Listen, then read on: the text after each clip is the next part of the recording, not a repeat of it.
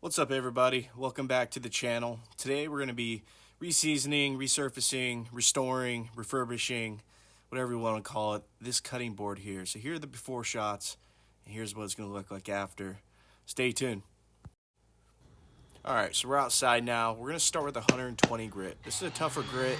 That way you can get some of those through those knife marks and those burrs and the grain that's coming up since it's been wet, soaking in the water constantly. So you want to get those and knock them down, both sides.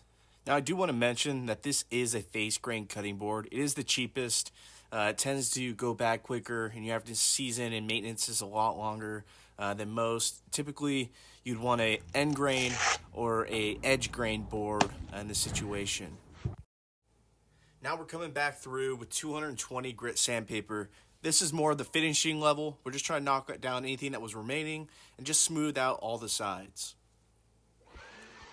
Once you're done sanding, come back through with a leaf blower or air compressor, kind of blow it all off. And then I come back through here with the dry rag. As you can see, it picks up a lot of the remaining stuff that the air compressor or the leaf blower doesn't pick up. Then I come back through with a wet cloth just to pick up any last remaining pieces of sawdust here.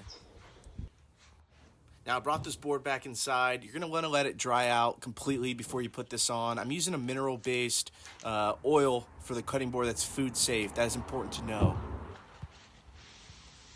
So I'm just putting a light coat on here. I'm going to do multiple coats since this board is so dry. So the first coat, I just really want to just basically get the surface wet.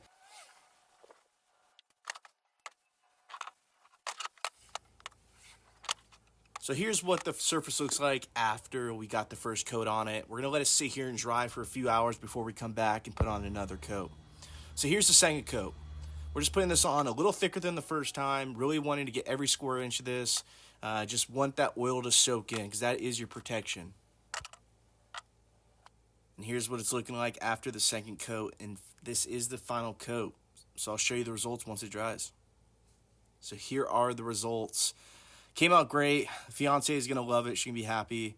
You know, it's a great little project, easy to do. I recommend anyone doing it if they have an old cutting board. But hope you guys enjoyed, and please leave a like, and we'll see you on the next one. Take care.